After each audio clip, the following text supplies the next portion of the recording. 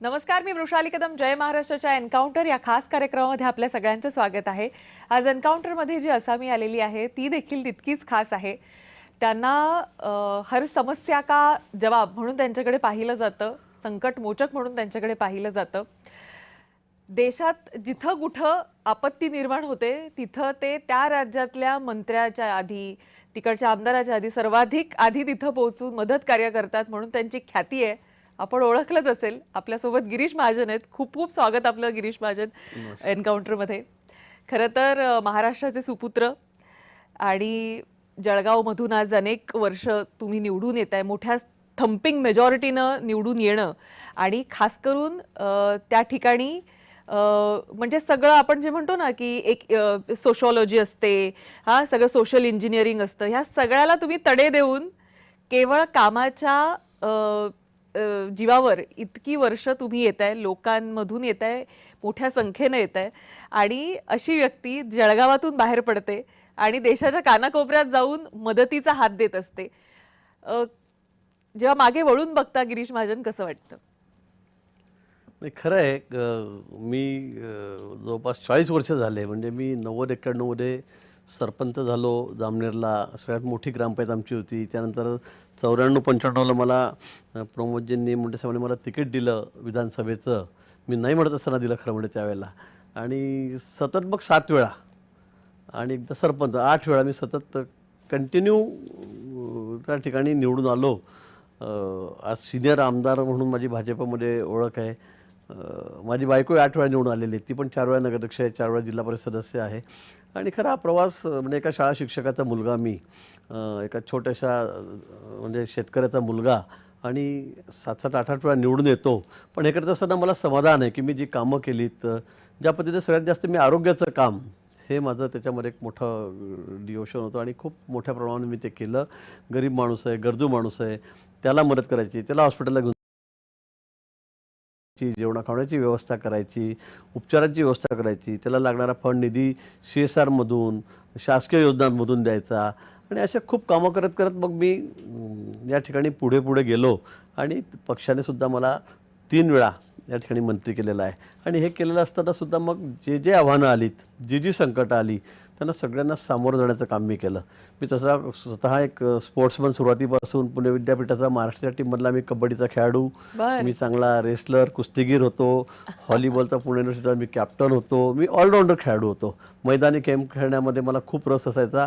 Cricket वगैरे मी कधी खेळलो नाही, पण सगळे ताकदीचे गेम, मैदानी गेम मी खेळायचो. आणि ते करत करत सगळे सवंगडी जमवत सगळा हा प्रवास माझा आता सुरू आहे. पण निश्चित या ठिकाणी आता मी 3ऱ्यांदा मंत्री झालेलो आहे. पण मला समाधान आहे. हे काम करत असताना नुसता मंत्री झालो, ऑफिसमध्ये बसलो आहे, लाल दिव्याच्या गाडीत फिरतो आहे, पोलीस प्रोटेक्शनमध्ये फिरतो आहे, असं न करता मी ज्या ज्या ठिकाणी संकट येतात, ज्या ज्या ठिकाणी आव्हान असेल, मग ते कुठे नॅशनल क्लायमेट असेल, नैसर्गिक आपत्ती असेल, कुठे मानवनिर्मित असेल, कुठे मोर्चे असतील, आंदोलनं असतील, काही असू द्या, सगळ्या ठिकाणी मी अतिशय सर्वात आधी त्या ठिकाणी पोहोचतो. आणि जी जी काय मदत माझ्यापर्यंत करता येईल, मग कुठली संकटाची काळजी न करता कुठलंही आव्हान स्वीकारून ते मी या ठिकाणी करत असतो. आणि याचं समाधान मला खूप आहे. मला खूप समाधान या कामामुळे त्या ठिकाणी मिळतं. आणि म्हणून माझ्यावर जी जबाबदारी आज आहे, जी स्वीकारलेली आहे, त्याला पुरेपूर मी त्याला माप देण्याचं काम किंवा त्याला आपण म्हणू ते स्वीकारलेली जबाबदारी परिपूर्णपणे पार करण्याचं काम मी या ठिकाणी करतो आहे. पण कसं असतं ना गिरीश महाजन, की आत्तापर्यंत आम्ही जे नेते बघतो की जबाबदारी दिली आहे म्हणून अधिकाऱ्याला फोन करा, जिल्हाधिकारीला फोन करा. पण तुमच्या बाबतीतलं थोडंसं वेगळी आहे स्टाईल. कारण तुम्ही चिंचोळ्या रस्त्यातून पण टेकडीवर पोहोचता, तुम्ही त्या पुरामध्ये पण पुराच्या पाण्यात उभे राहता, तुम्ही उत्तराखंडला पण धावत पळत जाता, ते तुम्ही केरळ म्हणजे तिथंही जाता, ऑस्ट्रेलियामध्ये मला वाटतं संसदेमध्ये तुमचं गौरवोद्गार देखील काढले गेलेले आहेत तिकडच्या लोकांकडून. बाकी काही नाही तर उद्धव ठाकरे म्हणतात की मी युती केली कारण मला गिरीश महाजन हवे होते. त्याचं प्रेम आहे माझ्यावर. किस्सा मला नक्की ऐकायला आवडेल. त्याचं प्रेम आहे माझ्यावर. उद्धवजीचं खरंच माझ्यावर प्रेम आहे. खूप चांगले संबंध आहे त्यांच्याशी. आणि ते बघत होते इतक्या वर्षामध्ये माझ्यावर जी जी पक्षाने जबाबदारी दिली, कुठली जबाबदारी असेल ती मी पूर्णपणे पार पाडली. कारण आम्ही सोबतच अनेक वर्ष भाजप सेना युतीमध्ये आम्ही त्या ठिकाणी काम केलेलं आहे. मला आठवतं पालघरची निवडणूक होती आणि त्यावेळेला पोटनिवडणूक होती. देशभरामध्ये आम्ही सगळ्या निवडणुका हरलो होतो, सगळ्यात जवळपास. म्हणजे उत्तर प्रदेशचे मुख्यमंत्री आहेत, त्यांच्या मतदारसंघातली सुद्धा निवडणूक होती, ती सुद्धा आम्ही मोदीजी पंतप्रधान झाल्यानंतर हारलेलो होतो. आणि म्हणून आता हे आमच्यापुढे मोठं आव्हान होतं. आणि त्यावेळेला विदर्भातली नाना पटोलेंनी राजीनामा दिला होता, ती एक जागा आम्हाला लढायची होती. आणि इथे आमचे खासदार होते वनगाजी, ते त्यांचं निधन झालं, त्यामुळे ही जागा रिकामी झालेली होती. आणि म्हणजे पोटनिवडणुका जिंकणं आमच्यापुढे मोठं आव्हान होतं, जिकरीचं होतं की देशभरात आपण सत्तेत आहोत, केंद्रामध्ये पंतप्रधान मोदीजी आहेत, पण आपण जागा का हरतोय लगेच 6-8 महिन्यामध्ये. आणि म्हणून इथल्या जागा निवडण्याची जबाबदारी आम्ही विभागून घेतली. तिकडे गडकरी साहेब होते विदर्भात, देवेंद्रजी होते, सुधीर मुनगंटीवार होते. आणि इकडे मला सांगितलं की बा तुम्ही इकडे लक्ष द्यायचं, पालघरमध्ये महिनाभर तिथेच राहायचं आणि जागा निवडून आणायची. माझ्यावर मंगलजी सुद्धा होते लोढा. मग आम्ही कामाला लागलो. मी महिनाभर पालघरमध्येच थांबलो होतो, मी कधी तिथे गेलेलो नव्हतो, पण महिनाभर सगळ्या त्या आदिवासी भागामध्ये मी गेलो. तिथे रात्रंदिवस आम्ही काम केलं. आणि तिथे मग ते रिसॉर्ट होतं सायलेंट म्हणून, मग आम्ही रात्री तिथेच थांबायचो. मग 4-5 वेळा 3-4 वेळा उद्धवजी माझी त्या ठिकाणी भेट झाली. आम्ही मंत्रिमंडळात सोबतच होतो त्यावेळेला. मग त्यावेळेला भेट व्हायची, मला सगळे चिडवायचे की काय तुम्ही इथे दगडावर डोका पट्टाय, हा ठाणे जिल्हा आहे, हा आमचा बालेकिल्ला आहे, हा दिघेंचा बालेकिल्ला आहे, कशासाठी फिरता गिरजी तुम्ही, तुमच्या पार्टीने तुम्हाला दिलं इथे पाठवून म्हणे नुसतं विनाकारण. मग मी हसायचो. आणि मग 2-3दा झाल्यानंतर मग आमची त्यांची शर्यत लागली. एकदा मी म्हटलं उद्धवजी तुम्ही मला वारंवार म्हणतात, तर 8 दिवसात निवडणूक राहिली, आपण शर्यत लावायची का? म्हटलं काय शर्यत लावायची? म्हटलं तुम्ही सांगा ना. मी म्हटलं तुमच्याशी मी काय शर्यत लावू? नाही सांगा तुम्ही. मी म्हटलं मग शर्यत आपण अशी लावू, तुम्ही जर जिंकलात तर तुमच्याकडे मोठा बुके, सर्वात मोठा बुके आणि पेढ्याचा बॉक्स घेऊन म्हटलं मी तुमच्या घरी येईल, मातोश्रीवर त्या ठिकाणी येईल तुमचं अभिनंदन करायला. चालेल म्हणे, मग चांगले ऑर्डर द्या. म्हटलं देतो. आणि म्हटलं जर आम्ही जर जिंकलो तर सगळ्यांनी, माझ्याकडे सगळं मंत्रिमंडळ होतं त्यांचं, त्याच्यासमोर एकनाथजी शिंदे पण होते, सगळेच होते बसलेले.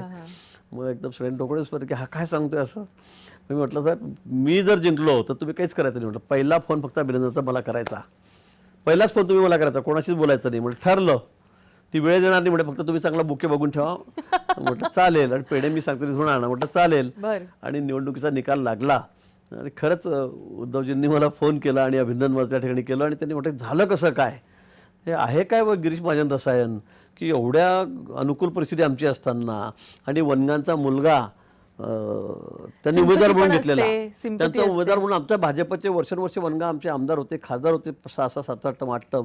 आणि त्यांचा मुलगा तिकडे गेला, त्यांनी त्याला पार्टीत घेतलं आणि त्यालाच तिकीट दिलं. म्हणजे ती सिंपतीसुद्धा त्याच्या बाजूने होती. पण असं असताना सुद्धा आम्ही ती निवडणूक जिंकली. 40,000 मतांनी आम्ही ती निवडणूक लोकसभेची जिंकली. 40,000 मतांनी जिंकली. आणि मग तेव्हा उद्धवजी म्हणाले की बाबा हे आहे काय रसायन गिरीश महाजन, असं कसं काय शक्य आहे. आणि म्हणून मग ते त्यावेळेला लोकसभेचे ज्यावेळेला आमचे इलेक्शन लागलं होतं त्यावेळेला युती होत नव्हती, थोडी ताणाताणी होती. आमचे सगळे नेते त्यांना फोन करत होते, घरी येऊन गेले होते. पण नंतर एकदाची युती झाली आणि वर्षावर आमची ज्यावेळेला मिटिंग झाली, सगळेच आमदार खासदार मंत्री सगळे आम्ही त्या ठिकाणी होतो. त्यावेळेला उद्धवजींनी सुरुवात अशी केली की बाबा मी युती का केली, मी युती का केली कोणी सांगू शकेल. म्हणे मी फक्त एका माणसामुळे युती केली, म्हणे गिरीश महाजनमुळे. गिरीश महाजन मला पाहिजे होते म्हणे, असा माणूस मला पाहिजे म्हणे, हा काही करू शकतो. आणि म्हणून तो त्यावेळेचा प्रसंग अजूनही सगळा रेकॉर्डेड आहे, तो टी व्हीवर दाखवला गेला. पण निश्चित ते त्यावेळेला ते असं बघत नव्हते, हा इकडे पैशाचा याचं कौतुक कसं करायचं काय करायचं ते सगळ्या भाषणामध्ये सुद्धा सांगायचे. आमच्याकडे असा एक माणूस आहे की हा काही करू शकतो, ते जाहीर सभेत सुद्धा सांगायचे लाख लोकांच्या. हे त्यांचं प्रेम आहे. आणि खरंच कुठे तिथे राजकीय लवलेश न ठेवता ते माझ्याबद्दल त्या ठिकाणी बोलायचे. आणि असे अनेक किस्से आहेत निवडणुकीमधले, राजकारणामधले. मी पण आता 35 वर्ष झाला आमदार आहे, मंत्री आहे. त्यामुळे मला असं वाटतं की राजकारणाच्या पलीकडे जाऊन उद्धवजी माझ्यावर प्रेम करायचे. पण ऑस्ट्रेलियापर्यंत तुमचं नाव गेलं, संसदेपर्यंत. म्हणजे तुमच्या कामाची पोचपावती ही आंतरराष्ट्रीय पातळीवर देखील घेतली गेली. हे खरंच महाराष्ट्राचं कौतुक आहे.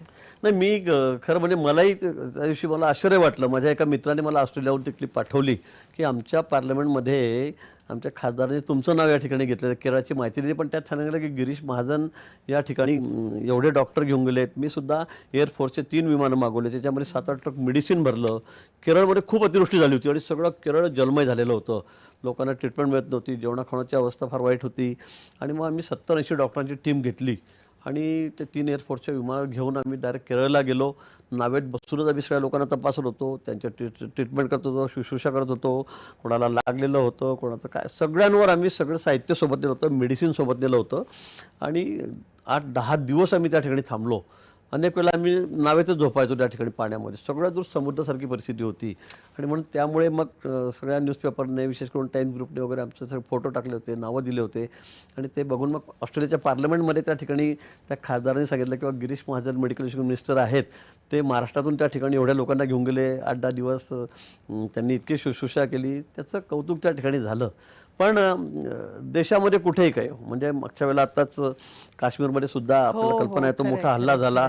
दुसऱ्याच दिवशी मी त्या स्पॉटवर त्या ठिकाणी पोहोचलो. उत्तराखंडमध्ये लँडस्लायडिंग झालं, इतकी भयावह परिस्थिती होती. पण अशाही परिस्थितीमध्ये दगड बाजूला करत करत JCB पुढे ठेवून मी तिथपर्यंत त्या ठिकाणी गेलो. आपल्या लोकांना आपण बाहेर काढून आणलं, काश्मीरहून आणलं. आपल्याला मागे इरसेलवाडीमध्ये मागे खोपोलीच्या जवळ लँडस्लायडिंग झालं रात्री. मला शिंदे साहेब मुख्यमंत्री होते, त्यांचा फोन आला. जवळपास म्हणे 150-200 लोक दाबले गेलेत, ते वाचणार नाहीत म्हणून त्यांनी मला 11 वाजता सांगितलं. मी लगेच गाडी काढली, खोपोलीपर्यंत तिथपर्यंत गेलो. मी ड्रायव्हर, आमचे तिथले आमदारही होते. आणि आम्ही त्या ठिकाणी दोघं गेल्यावर रात्री इतका पाऊस, इतका सुसाट वारा होता, शक्यच नव्हतं. 7-8 किलोमीटर तर असं वर सरळ डोंगर. सगळे खाली लोक म्हणत होते, 5-25 जमलेले आदिवासी लोक, ते जाता येणार नाही तुम्हाला, तुम्ही जाऊ शकत नाही, दिवसा जात नाही म्हणे माणूस तिथे लवकर. पण आम्ही रात्रीच चढायला सुरुवात केली. 2-2.5 तासामध्ये ते अंतर पार केलं. सकाळी 2:30-3 वाजता मी त्या ठिकाणी पोहोचलो रात्री. भयावह परिस्थिती होती, इतक्या विजा आणि डोंगर परत वर सरते लोक केव्हाही अजून स्लायडिंग होऊ शकतो म्हणे, इथून केव्हाही पडू शकतो. पण अशा परिस्थितीत आम्ही वर गेलो. आणि तो आपल्याला सांगेल, मी स्वतःच खड्डे खोदले, ते सगळे व्हिडिओ मी स्वतःच लोकांना त्या ठिकाणी पुरलं. 100 बॉड्या मी त्या ठिकाणी पुरल्या असतील, त्याच आम्ही बुजवल्या. मला असं साधारण माणसासारखं जगायला आवडत नाही, मला काहीतरी थ्रिल पाहिजे असतं. मला सगळ्यात दुःख काय वेळेला सांगू का माझ्या आयुष्यातलं, ज्यावेळेला 26/11चा हमला झाला ट्रायडनला आणि ताजवर तिकडे सगळीकडे CSTला. मी आदल्या दिवशी 1 दिवस आधी मी रोज वॉक करायला जात होतो तिथं समोरून, ट्रायडनच्या समोरून नरिमन पॉईंटला. आणि मी 1 दिवस आधी मी तिथे पळत गेलो, थांबलो. मी ट्रायडनच्या समोरच मी 15-20 मिनिट बसलो.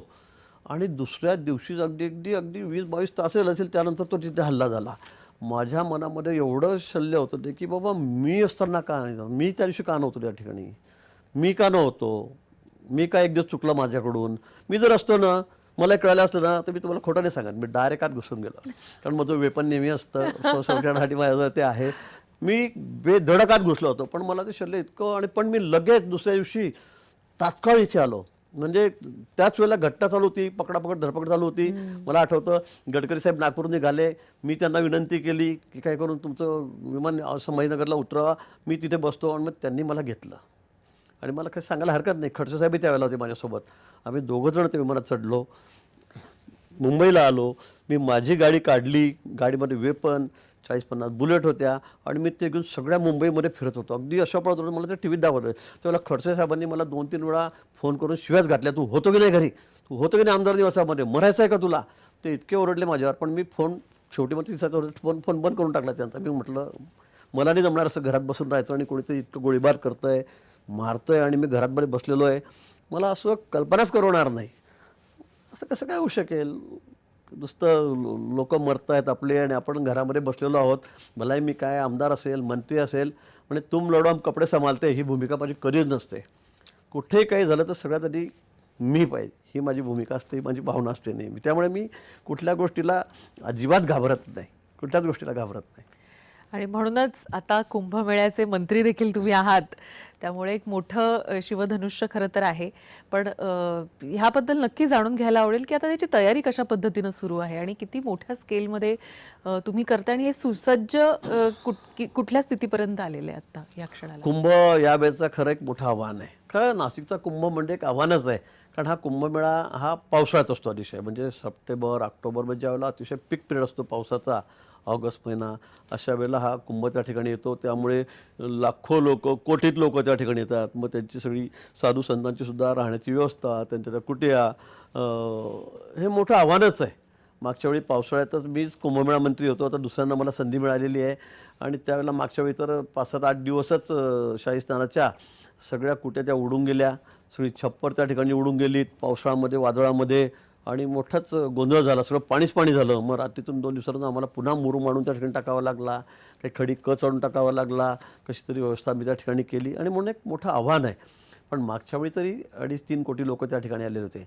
पण यावेळेला अगदी अनुमान आहे, अंदाज आहे सगळा, की यावेळेला जवळपास 10 ते 12 कोटी लोक, म्हणजे 4-5 पट लोक, भाविक, श्रद्धाळू या कुंभमेळ्यामध्ये साठी 100% येतील. कारण प्रयागराजला आम्ही जे बघितलं त्यावरून हा आकडा आम्ही क्रॉसच करू हे 100% खरं आहे. कारण लोक आता त्यांचं एक सगळं एक ह्या सगळ्या गोष्टीकडे लक्ष आता जास्त अधिक होत चाललेलं आहे. धार्मिक त्यांची हे वाढत चाललेली आहे आणि त्यामुळे 10-12 कोटी लोक सहज येतील. आणि केवळ महाराष्ट्रातून किंवा देशभरातून नाही तर आंतरराष्ट्रीय पर्यटक सगळे देखील येतात, मोठ्या प्रमाणावर आहेत. बाहेरचे फॉरेनर सुद्धा येतात, ते विचारणा करतायत. आणि त्यामुळे मला वाटतं हे एक मोठं आव्हान आहे की या पावसाळ्यामध्ये या लोकांची व्यवस्था कशी करायची. बाकी ठिकाणी UP-मध्ये, MP-मध्ये, उज्जैनला या ठिकाणी नद्यांचे पात्र मोठेच मोठे आहेत. आम्ही त्यांच्या 1/10 पण नाही आहे. आम्हाला रामकुंडामध्येच त्या ठिकाणी आंघोळ करायची आहे. आम्हाला कुशावर तर स्विमिंग पूलसारखंच आमचं जो कुंड आहे त्या त्र्यंबकेश्वरमध्ये, तिथेच कोट्यावधी लोकांना स्नान करायचं आहे. त्यामुळे हे खूप मोठं आव्हान आहे. केव्हा स्टॅम्पेड होईल, केव्हा काय होईल हे काही सांगता येत नाही. ते सगळं सांभाळायचं आम्हाला. मी मागच्या वेळेला तर 22-24 तास कुंडामध्येच उभा होतो. कुंडामध्ये जो छाती पडायला आले की लोकांना काढ, आले की लोकांना काढ, निघा बाहेर, निघा बाहेर. म्हणजे सगळ्यांनी मला शेवटी 24 तासानंतर मला असं कलेक्टरनी, कमिशनरनी, पोलिसांनी मला असं उचलून बाहेर आणलं. माझी सगळी कातडी चांबली एवढी अशी सगळं गेली की आता निघून जाईल का पायातून अशी झालेली होती. एवढं काम त्या ठिकाणी करावं लागतं आणि म्हणून आमच्यापुढे निश्चित आव्हान आहे. पण यावेळेला आम्ही खूप अतिक्रमणं काढली, थोडे घाटही वाढवलेले आहेत. आम्ही सगळ्या साधू संतांना विनंती केली, त्यांनीसुद्धा कुशावरच्या ठिकाणी आम्ही फक्त देवदेवता आणू, तिथे स्नान करू, आमचे 10-10 लोक येतील. पण बाहेर आम्ही म्हटलं आम्ही तर चांगला कुंड करतो, त्या ठिकाणी आपण स्नान करावं. पण त्यांनी ही मागणी मान्य केली. म्हणजे खूप मोठं संकट मी म्हणेल ते टळलं त्र्यंबकेश्वरमधलं. कारण त्या कुशावरमध्ये एवढ्या लोकांचं स्नान करणं म्हणजे जीवावर खेळण्यासारखंच होतं. मग आता आम्ही बाहेर मोठे कुंड करतो. त्या नदीचा प्रवाह तिकडून वळवलेला आहे गोदावरीचा आणि त्यात आता सगळे स्नान करणार आहेत. त्यामुळे खूप मोठा धोका जो आहे आमचा संभाव्य तो टळलेला आहे. मागच्या वेळीसुद्धा मागच्या वेळेपेक्षा आधी म्हणजे 12 वर्षाच्या आधी त्या ठिकाणी ज्यावेळेला कुंभ झाला त्यावेळेलासुद्धा 50-60 लोक त्या ठिकाणी मृत्युमुखी पडलेले होते. तो रस्ता होता, मेन रस्ता, ज्या मिरवणूक प्रोसेशन जात होती त्याला असा स्लोप होता, उतार होता आणि त्यामुळे त्या ठिकाणी कुठेतरी पैशाची उधळण केली, काय झालं आणि मग लोक ते घ्यायला खाली वाकले आणि मग एकावर एक पडले. त्यामुळे 50-60 श्रद्धाळू त्या ठिकाणी मृत्युमुखी पडलेले होते. मागच्या वेळी आम्ही खूप विनंती केली, मीच मंत्री होतो त्या कुंभमेळ्यात, त्यावेळेलासुद्धा सगळे साधू संतांनी सगळ्या आखाड्यांनी ऐकलं, त्यांनी आमची विनंती मान्य केली. तो रस्ता मी बदलला, त्यामुळे कुठलीही अप्रिय घटना घडली नाही. मागच्या कुंभमेळ्यात कोणाला खरचटलंसुद्धा नाही, कोणी मिसिंगसुद्धा नाही. इतका चांगला कुंभ आम्ही त्या ठिकाणी केला आणि म्हणून मला वाटतं यावेळीसुद्धा खूप मोठी तयारी आमची त्या ठिकाणी चाललेली आहे. सगळे एन्क्रोचमेंट काढायचे, रस्ते मोठे करायचे, स्नानाचे स्नानगृह त्या ठिकाणी बांधलेले आहेत, शौचालयाची व्यवस्था केलेली आहे, लायटिंगची व्यवस्था आहे, स्वच्छता तर आम्ही अतिशय आणि सगळ्या दृष्टीने म्हणजे कॅमेरे जवळपास मी 5,000 बसवलेले आहेत. बरं, गर्दीचं नियोजन करायसाठी 5,000 कॅमेरे, अतिशय आधुनिक टेक्नॉलॉजी आम्ही त्या ठिकाणी वापरलेली आहे. याचा वापर आम्ही त्या ठिकाणी करतो आहे की जेणेकरून कुठेही दुर्घटना होता कामा नये. आणि अशा पद्धतीने मला वाटतं हा कुंभ स्वच्छ, सुंदर आणि सुरक्षित कसा होईल. पोलीस आमचे सगळे कामाला लागले, यंत्रणा आमच्या सगळे वायरलेस आम्ही सगळ्या नवीन करतो आहेत. सगळे त्या ठिकाणी व्हॉलंटियर्स असतील, होमगार्ड्स असतील, सगळ्यांचं सहकार्य आम्ही घेतो आहे. आणि त्यातच खरं म्हणजे हे नुसतं प्रशासन करतं म्हणून नाही, तर नाशिककर सगळे, हा कुंभ कुणाचा आहे, हा साधू संतांचाच आहेच, पण आमच्या घरी आहे, हा नाशिककरांच्या घरी आहे. आम्ही आता म्हणजे वधू जी असते, नवरी, तिच्या घरी लग्न असलं की आम्हाला सगळं कसं रात्रंदिवस काम करावं लागतं, जबाबदारी आमच्यावर मोठी असते. आम्ही त्या भूमिकेमध्ये सगळे नाशिककर आहोत की आमच्या घरी आता लग्न आहे, आमच्या घरी एवढा मोठा कार्यक्रम आहे की जगभरातले लोक या ठिकाणी येत आहेत आणि म्हणून त्यांचा आदर तिथे आम्हाला करावा लागेल, त्यांना सांभाळावं लागेल, त्यांना सगळ्या सुखसुविधा द्याव्या लागतील. यासाठी सगळे नाशिककर, माझे सगळे तरुण कार्यकर्ते, सगळे मंडळ, सगळे आमचे मित्रमंडळी सगळे आम्ही तयार झालेलो आहोत.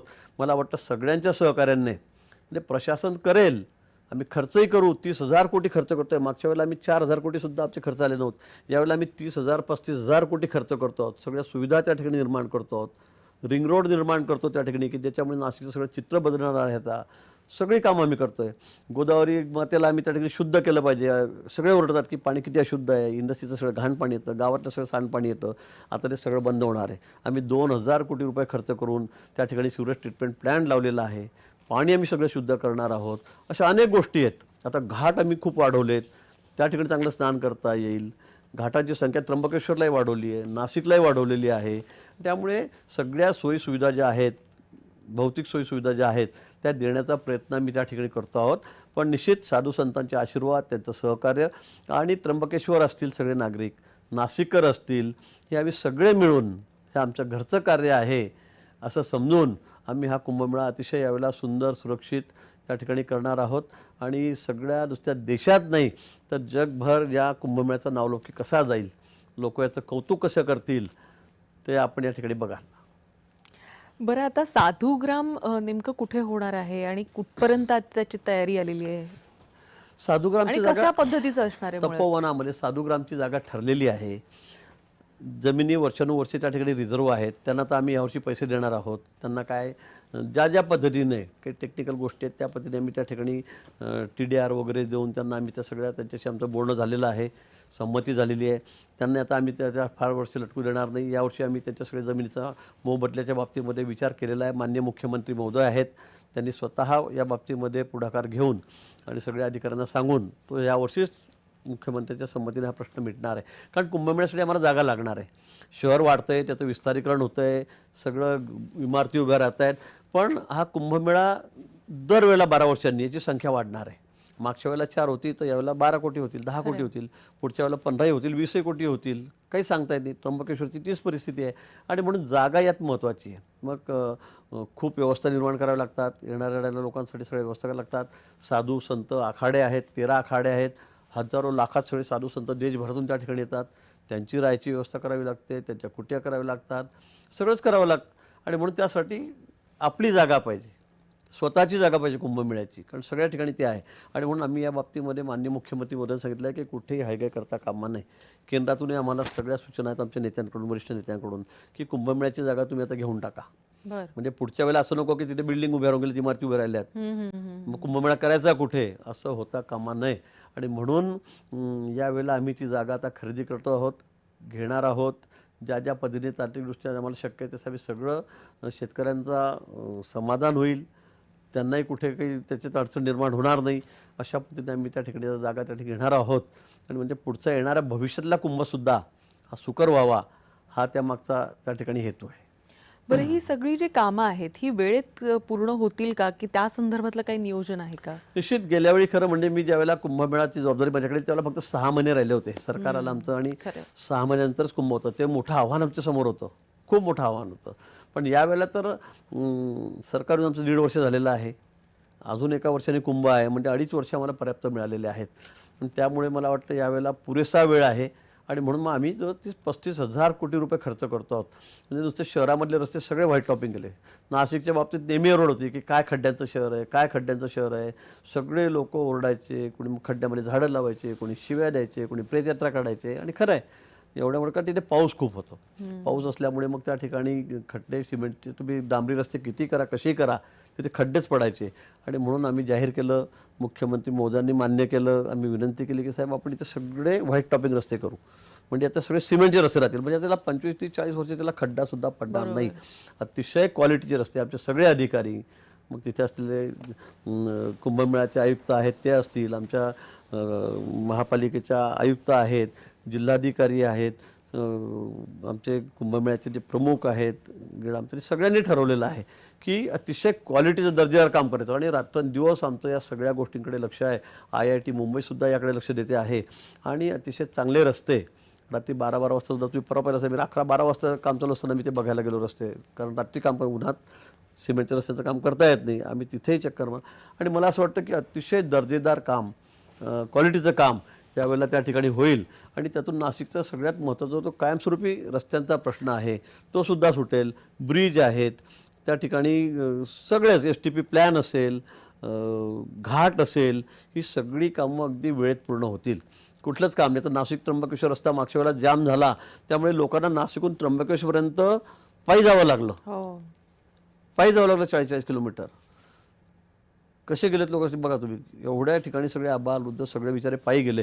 पण यावेळेला आम्ही तो रस्ता आता 5 पटी 6 पटी केला, तो दुप्पट तिप्पट वाढवलेला आहे. नाशिकला येणारे रस्ते, त्र्यंबकेश्वरकडून येणारे रस्ते, पालघरकडून तिकडून येणारे रस्ते, इकडनं इगतपुरीकडून येणारे रस्ते जे असतील सगळे, हे सगळे रस्ते आता आम्ही दुप्पट तिप्पट वाढवलेले आहेत. सिमेंटचे रस्ते करतो आहोत, मोठे रस्ते करतो आहोत, सगळे ब्रिज घेतलेत आणि अशा पद्धतीने मला वाटतं कुठेही ट्रॅफिक थांबणार नाही, वाहतुकीमध्ये कुठे अडथळा निर्माण होणार नाही. आता आपण UPमध्ये बघितलं असेल, त्या ठिकाणी सुद्धा वाहतूक थांबण्यामुळे लोकांना 2-2, 3-3 दिवस रस्त्यावरच मुक्काम करावा लागला. खरं आत्ताचंच उदाहरण 4 महिन्यापूर्वीचं. नक्कीच. म्हणून मला वाटतं या सगळ्या गोष्टी आम्ही आता बारकाईने लक्ष घातलेलं आहे. रेल्वेसुद्धा त्याचे प्लॅटफॉर्मसुद्धा आम्ही वाढवले, त्याच्या कामाला अतिशय वेगात सुरू झालेलं आहे. विमानतळाच्या बाबतीमध्ये सुद्धा जवळपास 1200 कोटी रुपये खर्च करून आता त्या ठिकाणी त्याचे एक्सपान्शन चाललेलं आहे, ते त्या ठिकाणी वाढतं आहे. येणाऱ्या जाणाऱ्या लोकांची व्यवस्था करण्यासाठी आता आम्ही वेगळी व्यवस्था त्या ठिकाणी केलेली आहे. धावपट्टी आम्ही वाढवलेली आहे. सगळ्या ठिकाणी म्हणजे रोड असतील, रेल्वे असतील, विमानमार्ग, हवाई मार्ग असतील, हे सगळे आम्ही वाढवतो आहे. कुठेही आम्ही त्या ठिकाणी कमी केले नाही. केंद्र सरकारने सुद्धा हा मोदीजींची माननीय आमच्या पंतप्रधानांची हीच भूमिका आहे, अमितभाईंची हीच भूमिका आहे की कुंभमेळ्यामध्ये आम्ही कुठेही कमी पडता कामा नये. आणि देवेंद्रजी तर अतिशय बारीक लक्ष घालून त्या ठिकाणी आहेत, शिंदेसाहेबही आहेत, आमच्या सुमित्रा वहिनी पण आहे, आमचं सरकार आहे. सगळ्यांचं लक्ष अतिशय बारकाईने या कुंभमेळ्याकडे आहे. बरं, कुंभमेळ्यामध्ये आता तुम्ही म्हणताय की साधारणतः 10 ते 12 कोटी लोक येतील. मग यांच्या सुरक्षतेसंदर्भात काय नेमकी उपाययोजना करण्यात आली आहे? काय प्रोव्हिजन्स आहेत? अतिशय हा सर्वात महत्त्वाचा विषय खरा आहे. सुरक्षा इतक्या लोकांची सगळं बारकाईने लक्ष ठेवणं. पोलीस प्रशासन अतिशय अलर्ट मोडवर आहेत. त्यांच्या वारंवार बैठका होत आहेत. अगदी दिल्लीपासून सगळ्यांचं लक्ष त्या ठिकाणी कुंभमेळ्याकडे आहे. आणि आम्ही सगळ्यांवर नजर ठेवण्यासाठी आता खूप ॲडव्हान्स टेक्नॉलॉजी आहेत सध्या. आम्ही जवळपास 5,000 कॅमेरे आम्ही सगळ्या नाशिक आणि त्र्यंबकेश्वरमध्ये बसवतो आहेत. त्याचं टेंडर झालेलं आहे, त्या कामाला सुरुवात झालेली आहे. त्याचबरोबर ड्रोन असतील, हे सारखे उडत असतील, ते सगळीकडे लक्ष देतील. पोलिसांचं लक्ष अतिशय बारकाईने या सगळ्या गोष्टींकडे त्या ठिकाणी राहील. सगळ्या टीम त्या ठिकाणी तयार आहेत. राज्यभरातले सगळे पोलीस अधिकारी आहेत, वरिष्ठ अधिकारी आहेत, ते सगळे येऊन बैठका घेत आहेत, सगळे चर्चा करता आहेत, सगळी पाहणी करतायत. त्यांना काय लागेल, काय नाही, त्याची सगळी व्यवस्था, त्या कामाचे सगळे टेंडर्स, बॅरिकेडपासून लाठ्याकडेपासून काय असेल नसेल ते सगळं, कॅमेऱ्यांपासून ती सगळी व्यवस्था आम्ही त्या ठिकाणी करतो आहे. तिथे कुठेही आम्ही कमी पडणार नाही. कारण इथे कायदा सुव्यवस्था राखण्यापेक्षा म्हणजे गर्दीचं मॅनेजमेंट, क्राऊड मॅनेजमेंट आपण ज्याला म्हणतो, ते करणं अतिशय महत्त्वाचं आहे, अतिशय महत्त्वाचं आहे. अन्यथा अनेक कुंभमध्ये आपण बघतो मग जीवितहानी होते, कुठेतरी मग चेंगराचेंगरी होते. हे अजिबात होता कामा नये. म्हणून सगळं लक्ष कॅमेऱ्याच्या माध्यमातून आमच्या ठिकाणी येईल. AI बेस सिस्टीम आम्ही त्या ठिकाणी लावलेली आहे. आता आजकाल तर खूप ॲडव्हान्स टेक्नॉलॉजी कंट्रोल आहे. रूम्स देखील सगळं कंट्रोल रूम आहेत. त्या ठिकाणी आमचे सगळे लोक 24 तास त्यांची नजर त्या ठिकाणी कुठे ट्रॅफिक जास्त झाली, कुठे गर्दी असली, कुठे थांबवायची आहे, कुठे पुढे सोडायचं आहे, हे सगळं नियोजन आमच्या अधिकाऱ्यांनी त्या ठिकाणी केलेलं आहे. आणि मला वाटतं की यावेळेला आमचा प्रयत्न हाच आहे की सगळ्यात सुरक्षित हा कुंभ कसा होईल, सुंदर स्वच्छ होईल, पण सुरक्षित कसा होईल की यामध्ये कुठलीही कॅज्युअलिटी होता कामा नये, कुठेही धक्काबुक्की होता कामा नये, स्टॅम्पेड होता कामा नये. याकडे आमचं अतिशय बारकाईने लक्ष आमचं आहे. माननीय मुख्यमंत्री मोदयांनी सुद्धा आतापर्यंत 4-5 बैठका, मीटिंग्स त्या ठिकाणी नाशिकमध्ये येऊन सुद्धा घेतलेल्या आहेत आणि इथे तर अनेक वेळेला झालेल्या आहेत मुंबईमध्ये. बरं, हे सगळं करत असताना हा प्रश्न मात्र कायम राहतो की तुम्ही उपाययोजना कराल, तुम्ही व्यवस्थित सगळं नियोजन कराल, कुंभ होईलही उत्तम अशी आपण अपेक्षा बाळगूया. त्यानंतर मात्र तिथं अतिक्रमण होणार नाही किंवा तुम्ही जे आता बनवलेलं आहे ते इंटॅक्ट राहील यासाठी म्हणून तुम्ही काय पाऊल उचललेलं आहे किंवा त्यासाठी काही प्रोव्हिजन तुम्ही केलेली आहे का? निश्चित आता आम्ही सगळे रस्ते मोठे करतो. नाशिक शहरामध्ये सगळे रस्ते आम्ही आता सिमेंटचे करतो, व्हाईट टॉपिंग करतो आहोत. त्याच्यामुळे सगळं अतिक्रमण आम्ही काढलं. कारण हे सगळं महत्त्वाचं आहे आपण ते विचारलं. कारण अतिक्रमणच्या विळख्यामध्ये मग शहरं एवढी येतात की त्यानंतर मग सगळं परत आधीसारखंच होतं. पण यावेळेला आम्ही ठरवलेलं आहे की आता कुठेही या हे शहर कसं आहे, आता मुंबई पुण्यानंतर आता नाशिककडे लोक बघत आहेत. लोकांचं लक्ष नाशिककडे आहे. इथे खरं म्हणजे एक भौगोलिक एका उंचीवर असल्यामुळे हवामान अतिशय थंड आहे. हे धरणांचं जिल्हा आहे. इथे अनेक धरणं या ठिकाणी या जिल्ह्यामध्ये आहेत. पाणी मुबलक आहे इथे, त्यामुळे शेती आहे, बागायती आहे, फळावळ या ठिकाणी होतात. भाजीपाला सगळ्यात जास्त नाशिकमध्ये या ठिकाणी होतो. अनेक गोष्टी आहेत. हे तसंच तीर्थाटन पण आहे. सगळे देवतांचे मंदिरं त्र्यंबकेश्वरपासून नाशिक, गड असेल, शिर्डी असेल, शिंगणापूर असेल, हे सगळे लागूनच या भागामध्ये आहेत. त्यामुळे जगभरातून, देशभरातून लोक नाहीत, नागबळी करायला जगभरातले लोक या ठिकाणी येतात. त्र्यंबकेश्वरला आपण बघतो आणि तिथली येणारी भाविकांची संख्यासुद्धा खूप मोठी आहे, हे खरं आहे. आणि त्यामुळे मग आता हे सगळं मेंटेन करणं पुढच्या ह्याच्यामध्ये भविष्यामध्ये हे सुद्धा तेवढंच महत्त्वाचं आहे. अन्यथा आता झालं आणि परत तसेच बसून जा, तसे सगळे दुकानं भंगारचे लावून टाका, तशाच बिना चाकाच्या गाड्या पडू द्या. मला वाटतं हे अजिबात होणार नाही. याची काळजी आम्ही निश्चित घेणार आहोत. जे कॅमेरे आहेत त्या माध्यमातून आमचं पुन्हा 12ही महिने लक्ष पुढच्या काळामध्ये हे त्या ठिकाणी राहणार आहोत. तेही आम्ही त्या ठिकाणी मेंटेन करणार आहोत. त्यामुळे आपण निश्चिंत राहा. कारण नाशिक शहर मी पुन्हा सांगेल की तीर्थक्षेत्र तर या ठिकाणी आहे, तीर्थाटन या ठिकाणी आहे, पर्यटन या ठिकाणी आहे, या ठिकाणी ही उद्योगनगरीसुद्धा आहे. आता सगळ्यात जास्त डिमांड जी असेल उद्योग क्षेत्राची ती आता नाशिककडे आहे. आपण बघा घोटीपासून इकडपर्यंत जमिनीचे भाव आता किती 3 पट 4 पट 5 पट 2 वर्षामध्ये वाढलेले आहेत. आणि लोकांची इतकी मागणी जमिनीची या भागामध्ये आहेत की आम्हाला उद्योग आणि समृद्धी मार्ग झाल्यामुळे आता मुंबईला आम्ही कनेक्ट झालेलो आहोत. पूर्वी हा मोठं एक आव्हान होतं, 5-5 6-6 7-7 तास लागायचे. नाही, पण आजही मुंबई आणि नाशिक मुंबई महामार्ग जो आहे तो 2 दशकं लोक कंटाळलेली आहेत. खरं तर हा होतो परत तुटतो, होतो परत तुटतो. आता आपण समृद्धीला इगतपुरीपासून कनेक्ट होतो. इथून 60 किलोमीटर आपल्याला तिथपर्यंत जावं लागतं. आता आम्ही शॉर्ट रस्ता शोधलेला आहे. मागच्याच मीटिंगमध्ये मुख्यमंत्री महोदयांनी मान्य गडकरी साहेबांनी याला मान्यता दिली आहे की आम्ही नाशिकपासून 15 किलोमीटरवर आता आम्ही समृद्धीला कनेक्ट होणार आहोत. 50 किलोमीटरवर म्हणजे 15 मिनिटात आम्ही त्या ठिकाणी जाऊन समृद्धीला एकदा कनेक्ट झालो की 1.5 तासामध्ये आम्ही भिवंडीपर्यंत जाऊ. पण भिवंडीपासूनही आता मुख्यमंत्री महोदय सांगितलं की आता आपण डायरेक्ट नरिमन पॉईंटला 1.5 वर्ष लागेल, फार झालं तर 2 वर्ष लागतील. पण आम्ही इथून निघालो की 2.5 तासामध्ये डायरेक्ट नरिमन पॉईंटला जाऊ अशी व्यवस्था आम्ही त्या ठिकाणी करतो आहोत. म्हणजे हा 5 तास 6 तास हे खरं आहे. भिवंडीपर्यंत गेलं की पुढे इतकी ट्रॅफिक असते कारण तिकडे काम सुरू आहे, त्याला इतके वेळ लागतो ट्रॅफिकमध्ये. हे मोठं आव्हान आहे जिकरीचं. इथून आम्ही 1.5 तासात जातो भिवंडीपर्यंत, पण पुढे 2-2-2.5 तास लागतात, 2.5 तास 3 तास लागतात. हे आम्हालाही माहिती याची कल्पना आहे. आणि म्हणून आता ते सगळं आता खूप बदललेलं आहे. देवेंद्रजींचं जे सगळं नजरिया आहे, त्यांचं सगळं विजन आहे हे आपल्याला माहिती आहे. मुंबईमध्ये आपण कसे कोस्टल रोड करतो आहे, कसे मेट्रो करतो आहोत, कसे ब्रिज करतो आहोत समुद्रामध्ये. एकदम आम्ही जसं पूर्वी अमेरिकेत जायचो, युरोपमध्ये जायचो त्यावेळेला तिथे बघून आम्हाला असं आश्चर्य वाटायचं की असं कसं काय समुद्रात पूल गेला, समुद्राच्या खालून आपण कसं चाललेलो आहोत, ही मेट्रो कशी चाललेली आहे. आज ते आपण आपल्या देशामध्ये करतो. आणि म्हणून एक व्हिजन असलेले मुख्यमंत्री आमचे आहेत, व्हिजन असलेले पंतप्रधान या देशामध्ये आपल्याला भेटलेले आहेत. त्यामुळे आपण खरंच विकसित भारताच्या दृष्टीने आपण त्या ठिकाणी पुढे चाललेलो आहोत. ही गोष्ट निश्चित आपल्याला मान्य करावी लागेल. आणि म्हणून येणाऱ्या पुढच्या काळामध्ये या सगळ्या गोष्टींवर आपण मात करू. आणि नाशिक शहर एकदा मुंबईला लवकर कनेक्ट झालं, वाढवण आपलं होतं आहे, त्याला जोडलं गेलं की पुन्हा नाशिक शहराचा हा सगळा चेहरामोहरा या ठिकाणी बदलणार आहे.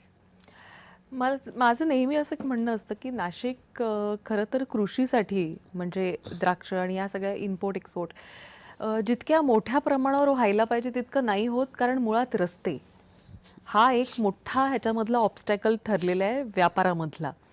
त्यामुळे जशी नाशिकची डेव्हलपमेंट व्हायला हवी होती तितक्या स्पीडने ती होऊ शकली नव्हती. येत्या काळामध्ये नाशिकचं पर्यटन, कृषी या 2 गोष्टींवर तुम्ही किती फोकस करणार आहात? मी आपल्याला तेच सांगितलं की आपण 10 वर्षापूर्वीचा काळ आठवा, ज्यावेळेला मोदीजी पंतप्रधान नव्हते. 11 वर्षापूर्वीचा काळ आणि 11 वर्षात आलेली डेव्हलपमेंट तुम्ही बघा. म्हणजे तुम्ही रेल्वे गाड्या तर ज्या 8 तासात मुंबई ते जळगाव धावायच्या त्या आता 5 तासात धावायला लागलेल्या आहेत. मुंबई ते नागपूर किती वेळ लागायचा, आज तो मी अर्ध्यावर आणलेला आहे. आता वेगवेगळ्या सगळ्या राजधानी एक्सप्रेस असेल, बुलेट ट्रेन असेल, आता त्याची तयारी आमची सुरू झालेली आहेत. अनेक अशा गाड्या आहेत.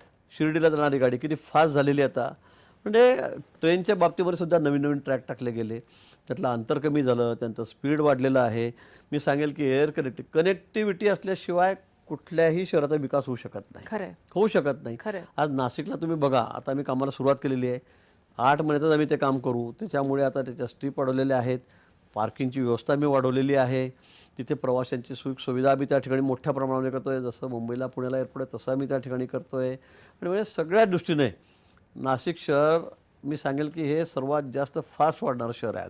आणि त्यामुळे कनेक्टिव्हिटी हा सर्वात महत्त्वाचा विषय असतो. कनेक्टिव्हिटी असल्याशिवाय कुठलंही शहर वाढणार नाही, त्याचा विकास होणार नाही, तिथले उद्योग व्यवसाय वाढणार नाही. आणि म्हणून आता रस्ते तुम्ही पूर्वीचे बघा, 10 वर्षापूर्वीचे, आज रस्ते बघा. इथले ते म्हणत मी, पूर्ण देशभरातले तुम्ही रस्ते बघा, सगळीकडे सिमेंटचे रस्ते आहेत. कुठेच तुम्हाला आता खड्डे पडलेले आहेत आणि आता कशा गाड्या चालल्या आहेत, सगळ्या रस्त्यावर पडलेल्या आहेत. कोणाचे गाडीचे ट्रकचे पाटे तुटले, कोणाचे एक्सल तुटले, टायर ते कुठे तर मला दिसत नाही. आता सरळ रस्ते झालेले आहेत. जिथे मोठे डोंगर असतील टनेल झालेले आहेत. आपण बघा ना, आता समृद्धीमध्ये बघा आपण किती मोठे मोठे 5-5, 7-8, 8 किलोमीटर टनेलसुद्धा झालेले आहेत. त्यामुळे मला वाटतं रस्त्यांची अतिशय स्थिती देशभरामध्ये, नुसतं राज्यात म्हणत नाही मी, तुम्ही कुठेही जा, पहाडी भागात उत्तराखंडमध्ये जा, सगळी सारखीच आहे. त्यामुळे अतिशय दळणवळणाच्या साधनांना पंतप्रधान मोदींनी अतिशय प्राधान्य दिलं आहे. गडकरी साहेब त्या खात्याचे मंत्री आहेत, कशा पद्धतीने ते काम करतायत. राज्यामध्ये सुद्धा आम्ही सगळ्या पद्धतीने किती चांगलं काम रस्त्यांच्या बाबतीत या ठिकाणी झालं आहे. आणि म्हणून रस्त्यांची कनेक्टिव्हिटी जर झाली, कारण वाढवणला आम्ही जोडले जाऊ, सर्वात मोठं बंदर आमचं अशा खंडात त्या ठिकाणी होतं आहे, त्याच्यामुळे नाशिक शहराचा चेहरामध्ये बदलणार आहे. एक्सपोर्ट झालं पाहिजे, द्राक्ष असेल, कांदा असेल, या सगळ्या गोष्टी, डाळिंब आहे. आमच्याकडे सर्वात चांगला भाजीपाला फळबाग असलेला हा जिल्हा आहे.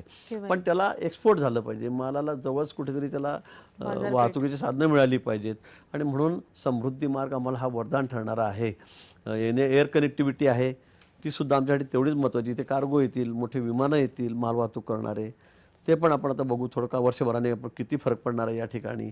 रेल्वे आम्ही या ठिकाणी तर कुंभमेळ्याच्या निमित्ताने ते वाढवतो आहोत. त्याचे प्लॅटफॉर्मचं काम अतिशय वेगाने, मी कालच बघून आलो, अतिशय वेगाने त्या ठिकाणी रेल्वे प्लॅटफॉर्मचे कामं त्या ठिकाणी सुरू झालेले आहेत. त्यामुळे मला असं वाटतं की या येणाऱ्या 2 वर्षामध्ये कुंभमेळा होईल तोपर्यंत नाशिक शहर सगळ्या लोकांचं लक्ष देशभरातलं नाशिक शहराकडे राहील, निश्चित राहील.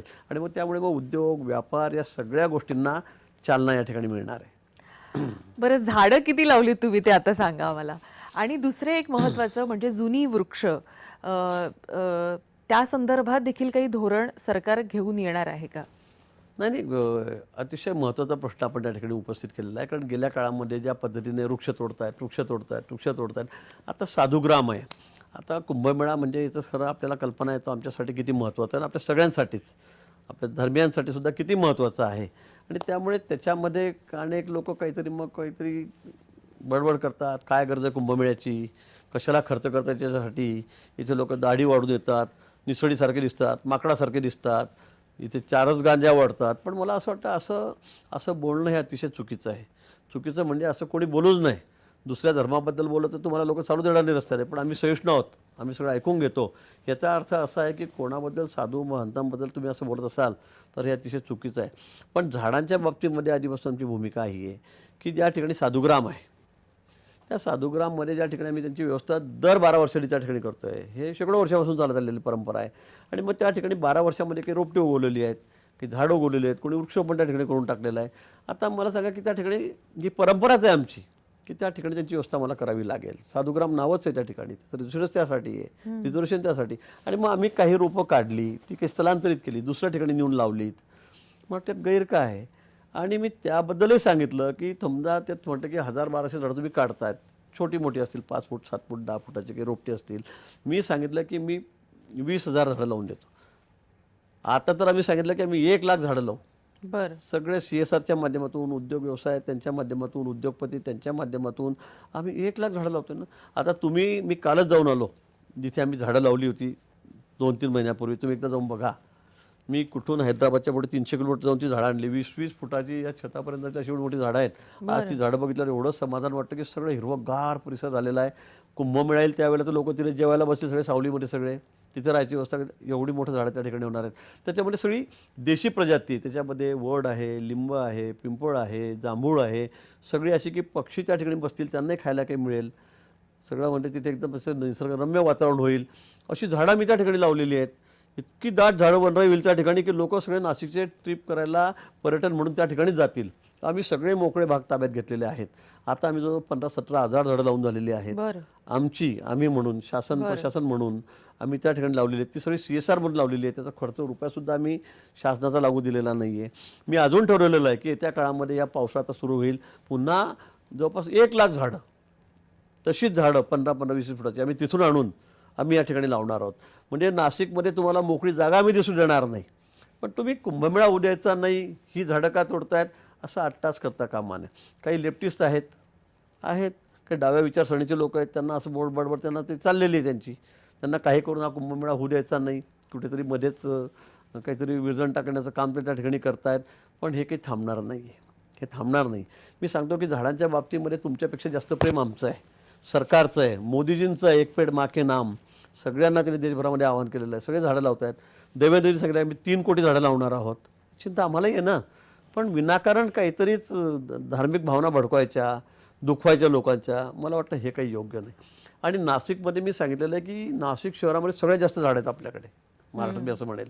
पण ही झाडं असताना आता गाड्यांची संख्या किती वाढली आहे, वर्दळ किती वाढलेली आहे.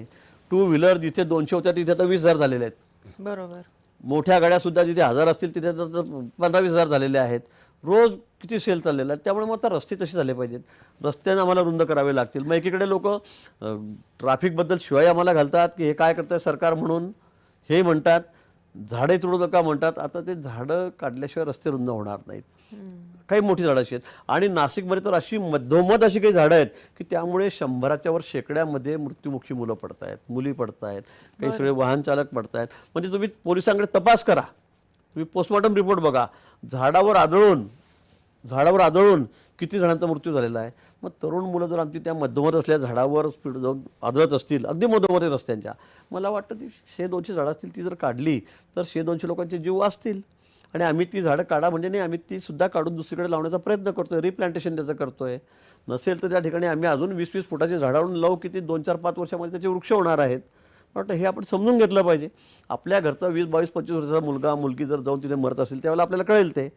पण लोकांची शेवटी मुलं आपलीच मुलं आहेत आणि अशा पद्धतीने आपल्या समोर जर कोणाचे जीव जात आहेत तर हे मला वाटतं की योग्य नाही. म्हणून मी सांगितलेलं आहे की बाबा काही जी अशी झाडं आहेत नाशिकमध्ये की ती आले लोक की त्या ठिकाणी मरतात आहे हमखास, गाड्या जर ॲक्सिडेंटच होतो आहे, ती काढू द्या ना, ती काढू द्या. पण आता आम्ही सगळी रीतसर परवानगी घेतलेली आहे. परवानगी घेतल्याशिवाय आम्ही तिथे काही करत नाही. पण माझी पुन्हा सगळ्या नाशिककरांना विनंती आहे की बाबा ही शेवटी मुलं बाळं आपलीच आहेत. आज दुसऱ्याचा गेला, उद्या आपल्या घरावर काय येणार नाही, आपल्या घरामध्ये असा प्रसंग का घडणार नाही. म्हणून ती झाडं आम्हाला काढू द्या. आम्ही त्याच्याऐवजी आम्ही 1 झाड गेलं तर आम्ही 25-50 झाडं तशी लावू. तेवढीच मोठी झाडं आम्ही त्या ठिकाणी आणून 5 वर्षात तुम्हाला 10 वर्षात करून दाखवू. त्यात अडचण काही नाही आहे. आणि म्हणून आमचा हा प्रयत्न त्या ठिकाणी चाललेला आहे. मला वारंवार एक गोष्ट नक्की, आणि मी फार जबाबदारीनं विचारते हा प्रश्न, की प्लांटेशन संदर्भात ना आपल्याला काही नियम करणं आवश्यक आहे असं वाटतं का? कारण काय होतं की आजकाल सोहळे करण्यासाठी लोक प्लांटेशन करतात, त्या झाडाची नंतर देखभाल करण्याची जबाबदारी देखील त्या व्यक्तीनं किंवा त्या संस्थेनं घेणं आवश्यक आहे. बऱ्याचदा आपण बघतो की अधिक पाऊस पडला तरी ती वाहून जातात झाडं, किंवा अधिक ऊन पडलं तरी सुद्धा ती करपून जातात. मग करायला सोहळे करायचे आणि मात्र नंतर त्याची जपणूक होत नाही. पुन्हा ही प्लांटेशन करण्यासाठी देखील एक जागा निर्धारित केली पाहिजे. आपली इच्छा झाली म्हणून आपण कुठेही प्लांटेशन करत जाऊ, तर मला असं वाटतं ह्याच्यावर एक नियमावली बनवण्याची आवश्यकता आहे असं वाटतं का आपल्याला? नाही, खरं आहे. आपण म्हटलं की नुसता हा काही शोचा कार्यक्रम नाही आहे किंवा आलं फक्त फोटो काढा, पेपरला फोटो आले, प्लांटेशन करतायत. अनेक वेळेला असं होतं की तोच खड्डा राहतो आणि आम्ही दरवर्षी जाऊन त्याच खड्ड्यामध्ये झाड लावतो. लावलं एवढं फूट भराचं, 1.5 फुटाचं झाड, 2 फुटाचं झाड, तीच बकऱ्या खाऊन जात आहेत, जनावरं खाऊन जात आहेत, त्या कुठे त्याकडे लक्ष देत नाही, उन्हाळ्यात जळून जात आहेत.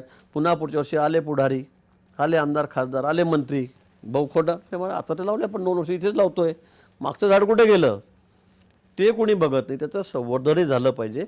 आणि म्हणून मोदीजींनी जे आव्हान केलं, एक पेड़ माँ के नाव, की हे तुमच्या आईच्या नावाने झाड आहे, हे तुम्ही त्याला असंच जपलं पाहिजे, असंच त्याला मोठं केलं पाहिजे, त्याचं संवर्धन केलं पाहिजे, हे त्यासाठीच आहे. आणि म्हणून आपण जे म्हणताय ते खरं आहे. झाड लावायचे कुठे आहे? त्याची आता साधुग्राममध्ये असंच झालं, मोकळी जागा आहे, लोकांनी आणून त्या झाडामध्ये झाडं लावून टाकलेत. आता त्या दरवर्षी आम्ही साधूंची व्यवस्था करतो. आम्ही सांगितलं की आम्ही दर 12 वर्षापूर्वी जशी व्यवस्था केली होती तशी याही वर्षी करू. आम्ही 1 फुटे जागा जास्त घेणार नाही त्याच्यामध्ये, पण तुम्ही ती करू द्या ना. पण त्याच्यामुळे झाडं लावून टाकली लोकांनी काही ठिकाणी. मात्र ती काढायची आहे, लगेच काढायला विरोध होतो आहे. अशा ठिकाणी झाडं लावताच कामा नाही खरं म्हणजे. आणि म्हणून झाडं लावताना सुद्धा आता तर आम्ही इतकं सगळे नियमावली पाळून त्याला कंपाऊंड करून व्यवस्थित त्याला ड्रिपची व्यवस्था केलेली आहे, इतकं सुंदर केलेलं आहे की सगळे लोक बघायला तर ते आश्चर्य व्यक्त करतात की बापरे, असं कसं काय संवर्धन तुम्ही झाडाचं करू शकतात. आणि म्हणून झाडं इतकी हिरवीगार झालेली आहेत, आता सुंदर झालेली आहेत. आणि ही नियमावली सगळीकडे केली पाहिजे. अन्यथा कुठे झाडं लावायचे, परत मग 2 वर्षांनी ते रस्ता वाढला की मग ते कापताना परत डोक्याला ताप होतो. 4 वर्षांनी 5 वर्षांनी तोडू नका, इतकं चांगलं झाड आहे. बाबा पण लावलं कोणी? त्यासाठी एक वेगळे बगीचे बनवा, निश्चित. जिथं डेडिकेटेड झाडं लावा. तिकडे लोकांना तुम्ही इन्स्पायर केलं पाहिजे की हा जो प्लॉट आहे हा केवळ बगीच्यासाठी किंवा लोकांना इथं ऑक्सिजन झोन म्हणून आम्ही डेव्हलप करतोय, जेणेकरून तिथं लोकांच्या सहभागातून काही झाडं लावली जातील, त्याचं जतन केलं जाईल, संस्थेकडे एखादी CSR वगैरे ह्या माध्यमातून जर तो जपणूक त्याची करता आली तरी उत्तम, जेणेकरून आजूबाजूच्या परिसरातली लोक येऊन तिथं झाडं लावतील, प्लांटेशन करतील आणि तो भाग केवळ आणि केवळ एक ऑक्सिजन झोन म्हणून जपला जाईल, ज्याचं संवर्धन होईल.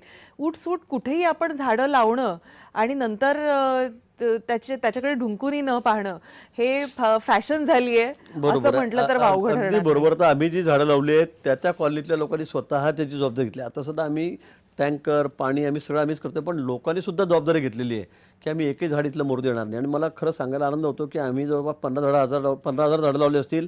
मला वाटतं 1% सुद्धा झाडं त्यातली गेलेली नाही. आज इतकी हिरवीगार एवढी मोठी झाडं झाली की 6 महिन्यामध्ये पाणी देऊन देऊन की आपण सुद्धा, कारण ती ऑलरेडीच 5 वर्षाची आहेत, ती 15-15 फूट उंचीची आहेत आणि तरी इतके बहरलेली आहेत की खरं बघून मला इतकं समाधान लाभलं. मला परवा मी महिनाभराने 2 महिन्यांनी गेलो असेल तिथे, पण अतिशय सुंदर अशी झाडं लावली आहेत. आणि यापुढे नाशिक शहरासाठी आम्ही ती आचारसंहिताच केलेली आहे की झाडं लावायची कुठे. शाळेतली मुलं आहेत, वृक्षारोपण करतोय, लावा झाडं. सरकारला उच्चांक म्हणजे डिपार्टमेंटला सुद्धा उच्चांक म्हणजे त्यांचा त्या इष्टांक पूर्ण करायचा आहे. 10,000 झाडं तुम्ही लावा, 10,000. मग कुठेही जिथे जागा तिथे लावा झाडं. उपयोग काय त्याचा? मग ते तिथे टिकत नाही. रहदारीत लावतात, कुठे जनावर फिरतात तिथे लावतात, त्याला कंपाऊंड नाही, पाणी द्यायची व्यवस्था नाही. झाडांचा उपयोग काय? आम्ही ठरवू की आम्ही कोटी झाडं लावू, पण ती त्याचं संगोपन कोण करणार, ती वाढणार कशी, त्याला पाणी कोण देणार, हे सुद्धा हा सुद्धा एक मोठा प्रश्नच आहे. अन्यथा मग त्यावर खर्च करायचा आणि पुढे आउटपुट काय तर काही नाही, झाडं दिसतच नाही. मला वाटतं असं नाही. आता सरकारची आमची भूमिका हीच आहे की ही झाडाचं संगोपन झालं पाहिजे, ही वाढली पाहिजे, ती सांभाळ त्यांचा व्यवस्थित झाला पाहिजे, तरच त्याचा उपयोग आहे. आणि सगळ्या त्या गोष्टीचा सगळ्या आम्ही आता बारकाईने बघतो आहोत. म्हणजे आमचं मग सामाजिक वनीकरण असेल, फॉरेस्ट डिपार्टमेंट असेल, माननीय मुख्यमंत्री महोदय या बाबतीत वारंवार त्या ठिकाणी सूचना देत आहेत, बैठका घेत आहेत. आणि सरकारचं लक्षसुद्धा या ठिकाणी असंच आहे की लावलेली झाडं ही जगली पाहिजेत, ती मोठी झाली पाहिजेत.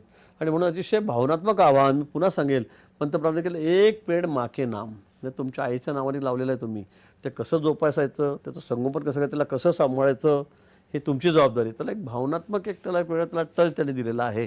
त्यामुळे मला वाटतं येणाऱ्या पुढच्या पिढीसाठी सुद्धा एक चांगला मेसेज, चांगला संदेश विद्यार्थ्यांसाठी हा केंद्र सरकारने त्या ठिकाणी दिलेला आहे, राज्य सरकारने दिलेला आहे.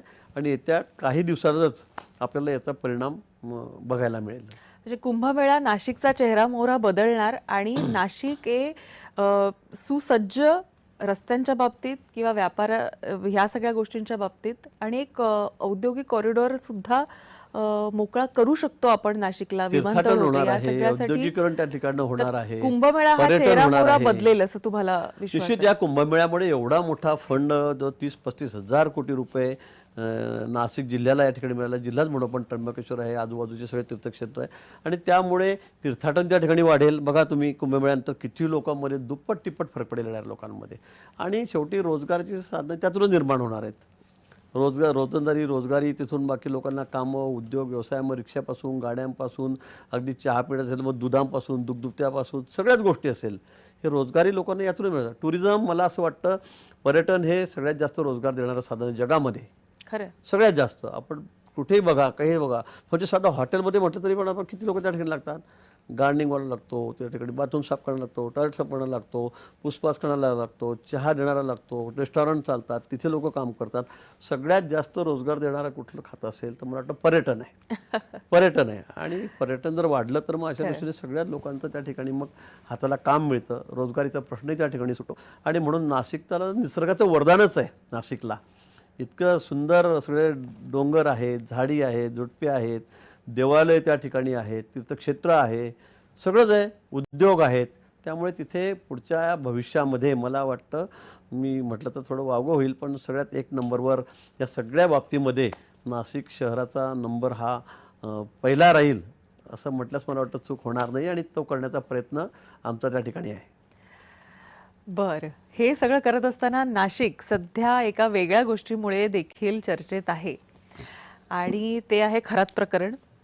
असं म्हटलं जातं, किंबहुना तुमचे जे विरोधक आहेत ते असं म्हणतात की एक नाव मात्र याच्यात आलेलं नाहीये, एका मंत्र्याचं नाव बाकी आहे आणि नाशिकचे असून तुमचं नाव अद्याप कसं काय नाही आलं असाही प्रश्न तुमच्या विरोधकांना पडलेला आहे आणि खडसेंनी खास करून हा टोला देखील लगावलाय. कसं बघताय नाही तर कुठे काही झालं तर माझं नाव घेतल्याशिवाय त्यांना चैन पडत नाही. तर हा विषय वेगळा आहे. त्यांचं आमचं खूप प्रेम आहे, सगळ्यांना माहिती आहे, पूर्ण महाराष्ट्राला नाही दिल्लीपर्यंत ते माहिती आहे.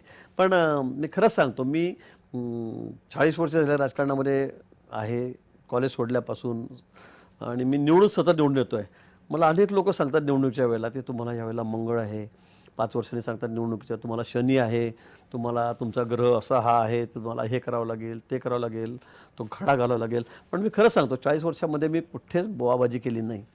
मी कुठल्याही महाराजांकडे हात दाखवलेला नाही, कोणाकडे भविष्य बघितलेलं नाही, काहीच नाही. माझा या गोष्टीवर विश्वासच नाही. मला इथून 3-4 वेळा निरोप आले होते. मी म्हटलं बाबा, म्हटलं हे अशी बुवाबाजी, हो म्हटलं मी अशी बुवाबाजी करत नाही, मला काही त्या बुवांकडे काही जायचं नाही. माझा विश्वासच नाही या गोष्टीवर. निरोप तुम्हाला गेलेला? हो, आलेला होता. पण म्हणे असे मोठे महाराज आहेत, ते असं सांगतात, तसं सांगतात, न बघतो असं सांगतात, तुमच्या घरात मुलांचे नाव सांगतात. म्हटलं हे सगळे ढोंग आहेत म्हटलं. आणि मी अनेक लोकांनी आतापर्यंत प्रयत्न केले असेल एवढ्या वर्षामध्ये, किंवा कारण हे सगळ्या लोकांचा धंदा असतो, उद्योग असतो बुवाबाजी करणं. म्हणजे हे सगळे फसवे लोक असतात. मी बाकी ठिकाणी मी धार्मिक याच्यामध्ये कुठेही नाही. मग आता एवढे संत महंत आहेत, आखाड्याचे प्रमुख आहेत, मी त्यांच्या निश्चित पाया पडतो इकडं. पण भविष्य सांगणारे, आणि तुम्हाला प्रमोशन कसं होईल, महिलांना मुलं कशी होतील, राजकारणामध्ये मग तुम्ही आमदाराचे मंत्री कसे व्हाल, मंत्र्यांचे मग चांगल्या खात्याचे मंत्री कसे व्हाल, मग मुख्यमंत्री कसे व्हाल, हे सांगणारे भरपूर बुवाबाजी करणारे ढोंगी लोक आहेत. माझं साफ मत आहे या बाबतीमध्ये. त्यामुळे मी एवढ्या वर्षामध्ये मी कुठे गेलो नाही, कुणाकडे हात दाखवलेला ना, काही नाही. आपल्या कर्तृत्वावर आपला विश्वास असला पाहिजे. मी या गोष्टी अजिबात मानत नाही.